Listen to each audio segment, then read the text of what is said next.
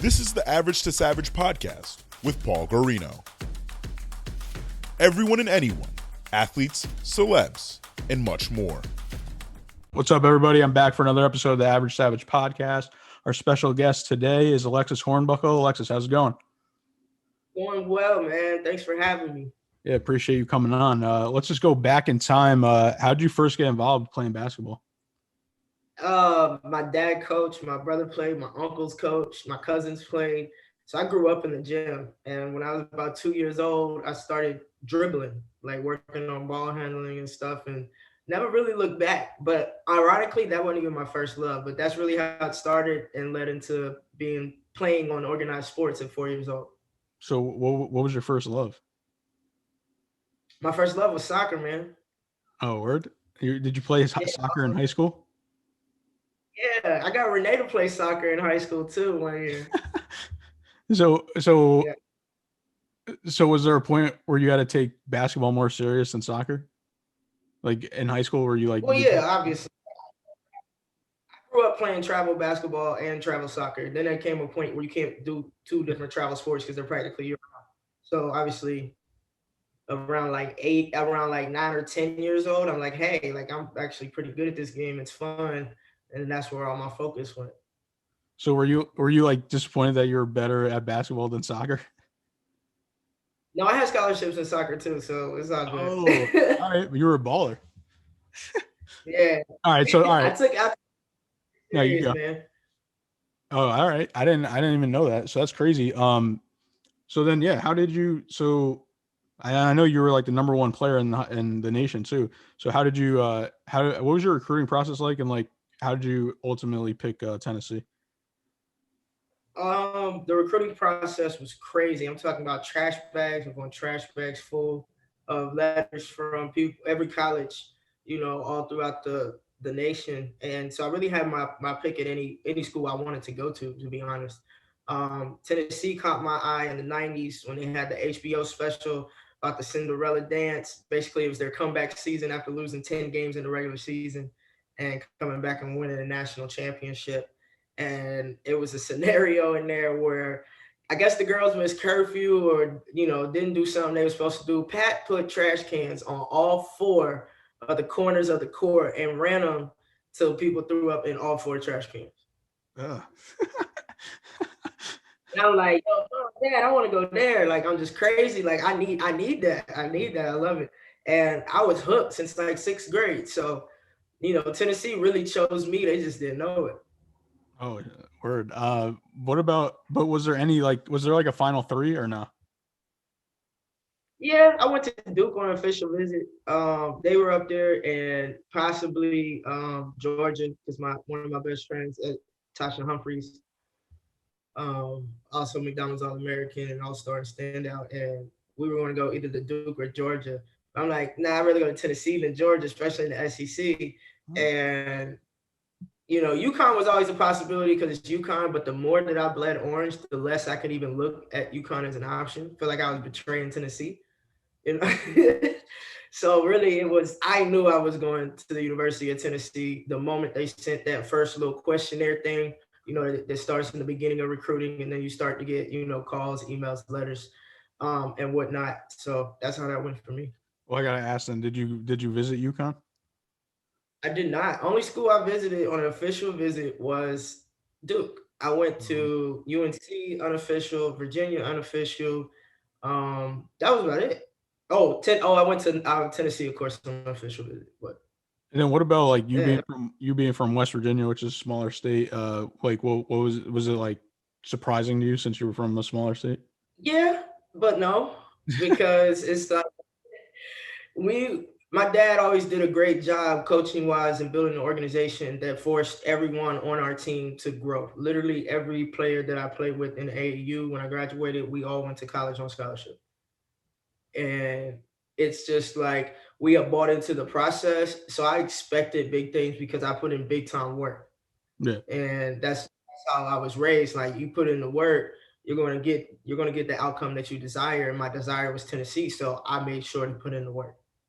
Yeah, definitely. And going back to the soccer question, I got to ask, so Like, you didn't take any visits for those, or like, did someone try to sway you to play soccer? Nah, man, I'm not going to play 2 sports in college. Like, I was a little wild, man. No, I need my social time. I would work out. Actually, my best friend was the goalkeeper, so we would do each other's workouts, like switch workouts and train together. She would go to the gym with me sometimes, or a lot of times I go to the field with her a lot of times. So I was always around it, doing something, playing, dabbling in it all throughout college. But no, playing, man, that's like 2 different preseasons. That's 2 different conditioning. No, absolutely not. That's dope. I mean, that's dope though, because I didn't know, like, because like I didn't. I mean, when you said it, and then I didn't know that you were that good at it too. So that's dope. But what was just like your overall experience like at Tennessee? Oh man, it was awesome. I mean, I wish I could go back now and like really watch it and take it all in, because when you're living it, especially 18 to 21-year-old kid, you don't take it all in. Well, I didn't anyway. So it was a blessing. I mean, I was challenged every day in the classroom. I was challenged, especially in the weight room, in the training room, even with our trainer on court with Coach Summit. So it was a unique experience. I think the best thing that ever happened to me was when I broke my wrist my sophomore year, because I got to step back and see everything from the player and coach's perspective. And it kind of brought my relationship with Coach Summit closer. And that's what really kick-started that vibe that we began to build. Because I came in clashing heads, man. The last 2 seasons you won the championship. So what were which one was sweeter? The first one or the second one? The first one, because it was the first one, it's you also got to go out one. on the you also got to go out though on the as a champion. Yeah, no, actually, we had to stay in and celebrate, because obviously everybody's not 21, number one, but number two, we had the draft the very next day. It's not how it is now. Yeah. So like that next morning, we had to be up by like 6, 7 in the morning. Like we had ESPN interviews with the starting 5, and then straight from there go back to the hotel, get your stuff that you bring into the draft. Drive. It was about an hour and a half away, and then you're at the draft all that. Then you go back to Knoxville. You land in Knoxville. You got a freaking parade and all types of stuff. So my first one was the best because it was first, but in terms of celebrating, I would have to say, it was 07. No lie. 07 was a classic. The party was crazy. The win was crazy. Everything was wild. And plus 08, I had to go straight to Detroit. So didn't really get to soak that in. Yeah, draft day was literally the day after. Yeah, it used to be like that. I don't know why they organized it like that, but yeah. Wow. So did they even have were you present? Did they have like the draft like in person? Were you there? In person. Yep. In person draft, me, my mom, my dad, my brother, a few of my cousins, my sister. Yeah.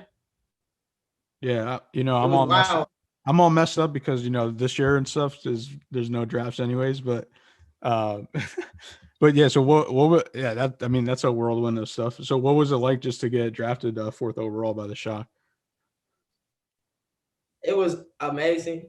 Just to be in that, top 5. I would have loved to have been in the top 3, fell one short. But yeah, I think Detroit was the perfect fit for me, to be honest. I mean, being with Bill and Rick and Cheryl Reeves, Bill and Rick and themselves, the bad boys, like you can't not play hard. And that's my whole vibe anyway. Like I'm going 110 the minute I step on the court. And I like how they push me, challenge me every day, but also like, listen, you're going to do it our way or you're going to sit down. So that's the similar structure that I came up in as far as my dad coached me, then him handing me to Coach Summit, then, from Coach Summit to Coach Bill. It was the perfect situation. I was excited, and I have family in Detroit, so I'm more than excited. Yeah. Yeah. I mean, the coaches that you had are all like legendary. Pat Summit, Bill and Bear, Cheryl Reed. Would you think that like helped you in your career a lot? Like just having great coaches? Absolutely, because they make you do more than just play the game. They make you think the game, learn the game, read the game, understand the game, study the game. And so that way you're always remaining as a student of the game. So the more you're learning, the more you're going to learn to do and implement into your game, or be able to stop, if it's a defensive session. But it makes you grow past your position or past your game. You're seeing everybody. You're seeing how to help your teammates more. Just the interactions, talking to them before and after practice, they just kept it real as far as what needed to be worked on to gain more playing time. Who was the toughest to play for? The toughest? Coach Summit. Yeah.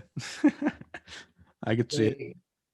Yeah, very intense lady, especially if it's just one of them days like you can't breathe right, blink right. Like it's one of them like you're just walking on eggshells. It gets bad in there, PG. It gets bad. What about like how do you feel about like Bill and Bear, like as an ex former NBA player, just like working in the WNBA? I think it's awesome. I mean, I think it's amazing to be able to bring his skill set and talent over to our side. But he does a great job of coaching the women's. I mean, he has a proven track record of that. He's pretty much been successful or winning championships or competing for championships, almost his entire career on the WNBA side. But I will also say this, obviously, there's a lot of qualified former WNBA players that could also be leading these women. And that would, to me, say a lot about the Title IX, for one, the progression and advancement of women in the workplace. But I'm not going to take away from what Bill does on that side because he did a great job. And I enjoyed winning, the championship with him. Yeah, definitely. Yeah. I think Vicky Johnson just got named, but I'm not sure if did she play in the WNBA? Yeah, VJ was cold. You're crazy, man. She's older though, so I'm gonna let you slide on that. But I'm young here. Yeah. How old are you? I'm 28. Oh yeah, you ain't even 30 yet, man. Yeah, VJ was cold. Like that's a big deal right there. Yeah, I know that she did. It got a lot of news, so that was dope. I mean, I think just in the past, even I would say like 2 years, the WNBA grew substantially, especially during the pandemic. Like I think there's more eyes are on it. There's more eyes are on the WNBA. Yeah, they were kind of, but we'll take it. Yeah, it's weird. I mean, weird scenario, but whatever. Yeah, and then I think you said that I think you might be the only player to win, only women's player to win the national championship and then the WNBA championship back to back. Yeah, or the same year. I guess, yeah. That was pretty awesome. We were competing against Candace, so it was like I was competing against my lady ball sister for the championship. After just playing side by side for another championship. Yeah, that's crazy. And then, did you go overseas your first season? Yeah. I played 11. Did you win anything that year, like 2008? No, I didn't actually. I didn't. Had to see if you three-peated. Like, there's not much. There's not that much information on the overseas career. Oh yeah, no. If I had that trifecta, trust me, it'd have been public news because I had sure. That was crazy though. And then, yeah, what was it? I know you. So you played for the Detroit Shock, and then they had to move to Tulsa. What was that like? Mixed emotions. I'm not one to sugarcoat. So I will say the basketball part of it, I did not like. Besides that, we went over with about 5 of us from the Shock. So as far as that, but the coaching situation, he had no clue about WNBA and women's basketball. Like he didn't even know who the Olympians were in the league. Like we doing scouting reports and he don't know that. And then he's trying to do 40 minutes of hell with women 21 to 40. Nobody's doing that shit, man. Yeah. But outside of that, the front office, the city, the neighborhood, that was like red carpet treatment because we were the only professional team in Tulsa. They got semi-pro baseball and stuff like that, but arena football, but no other professional sport. Obviously, Oklahoma City Thunders in Oklahoma. So Oklahoma City. So that part I love. Just the basketball part. Like that's when I was like, I need to be traded. I told my agent I can't do this no more. So right before that last little trade deadline, Worked out where I got back with Coach Cheryl Reeves in Minnesota. Yeah, and then you were part of the start of their dynasty, and you won the championship again in 2011. How was that experience? That experience was good. I mean, it was different than my 08 because my 08 I was actually averaging 20+ minutes. Like I was playing in that Minnesota win. I was really riding the pine, man. Like it was politics involved and stuff, and I'm not that patient. And at that time, I wasn't even that knowledgeable about how to play the game of politics, and still, kind of get what I want business wise out of it. So that part kind of sucked. But overall, being a part of something that was the beginning, like, I won a freaking championship side by side with Simone Augustus, who I looked up to. You know what I'm saying? Watched her film. Shoot, she even got me on YouTube highlights shaking the shit out of me off a spin move bucket, embarrassing me.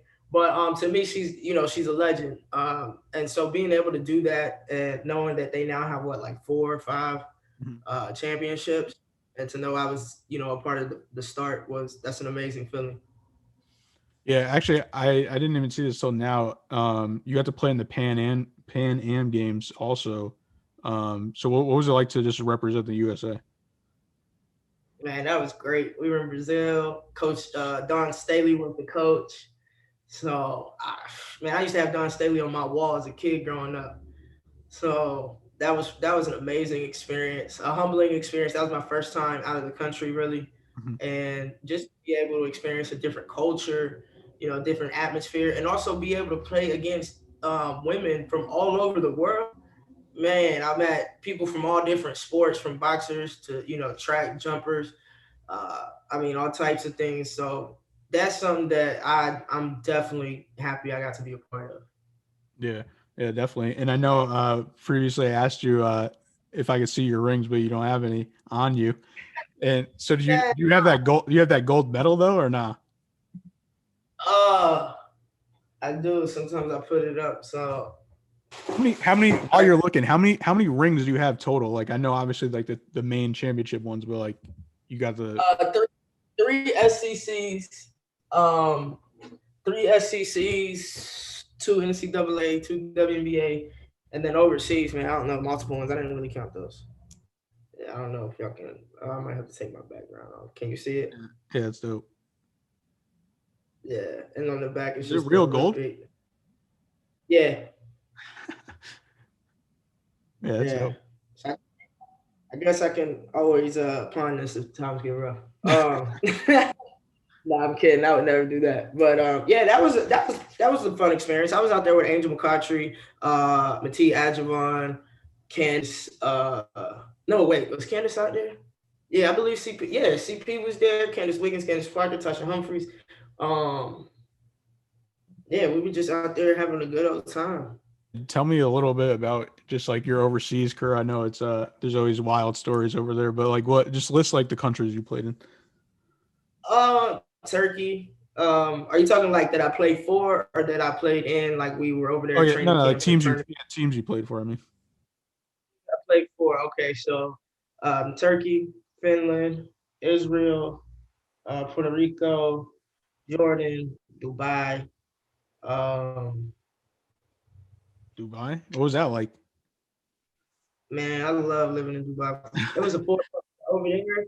They have like shorter seasons, and 4 months of love. The city we stayed in or the city I played in was called Sharjah. So that's about 20 minutes, 20 minutes from actual downtown Dubai. But yeah, that was love. And I think that was it, because I played like 4 or 5 different seasons in Israel. I was about to say, I heard Israel was dope. That's my favorite place. Yeah. Yeah. It's definitely one of my favorite. Like, it's just beautiful. You're surrounded by water and beaches and history, great food, nice people. It's just smooth get around. Like, I just like it a lot. Yeah, definitely.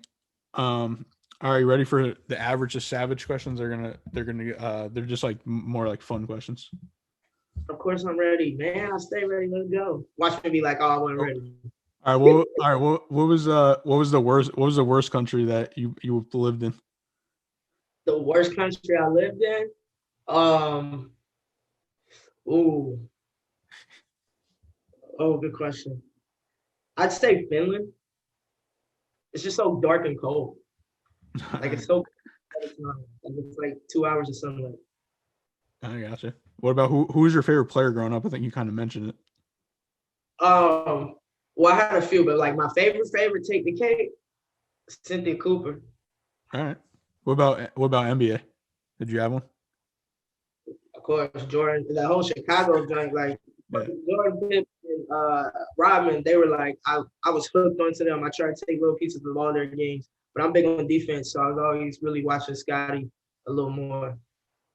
Yeah. What'd you think of The Last Dance? Oh, I thought it was dope. It was raw. I wanted more. Like, nah, it's so much more than this, but they could have made it like we were a able to million get hours.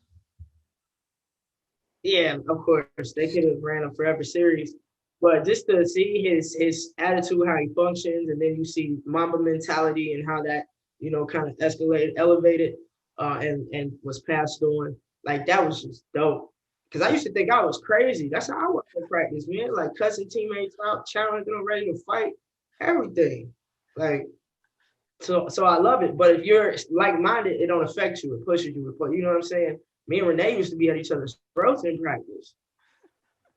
I think the dope thing about Rodman too, like it showed younger kids that like if you play defense, like it doesn't matter if you score basically. Like if you're getting 20 rebounds and zero, like he was getting 20 rebounds and like 5 points. Yeah, and getting 4 to 5 fouls every game. But he's also that player that's going to somebody's mental game. Yeah, you always need a Rodman on your team. Yeah, for sure.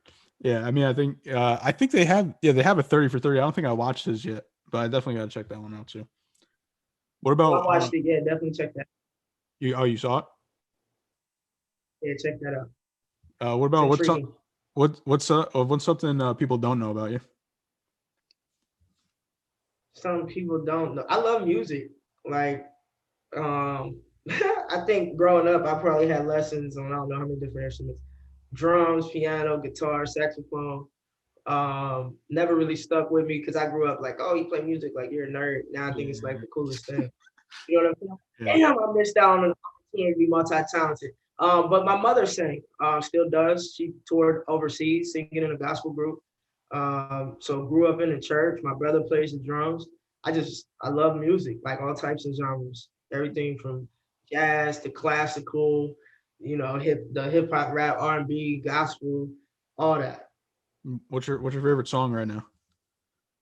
My favorite song right now, probably what is it? CJ Whoopty. I just like this one part in this. All right, I got a good question then based off that because I saw somebody's like story and they were like, they think he's gonna be like a one-hit wonder. And he might be, and that might just be my right now. But some of that joint, just listening to the words, to me, I don't know. It was entertaining for sure. Yeah. What about why did you wear 14? What up, my brother? My brother wore 14. My sister wore 22. So if you notice, like throughout my playing career, I try to be the 14, 22. I gotcha. Well, what? All right. So then, why'd they wear those numbers, or how'd they pick them? Yeah, that's a good question. I don't know. I have to ask my brother that and my sister. I don't know. I was like, I just felt like, my sister didn't. She played in college, but she didn't go past that. My brother played in college at NAIA, but he didn't complete his college. So like being the first one to graduate, having that opportunity to get drafted into the pros, I just felt like I'm just always going to continue to represent them because they've helped me so much along the way. Yeah, for sure. That's dope. Yeah, and I know you got a lot of stuff going on now. You're on multiple podcasts. Some podcasts I still don't even know what you're on. You're on. I see a different one every day. But yeah, like just tell the people what you're doing now. I was like, dang, what else you got going on? Well, one is behind me, Retired Athletes for Radical Unity. We do a podcast. I mean, actually, that's a broadcast partnering with WYTV7 in Charlotte, where my partner and I, Matt Gersper, it's the 14 and 41 Unity Show. And basically, it's just we live in a time now where racism is in the forefront of a lot of things and social injustices.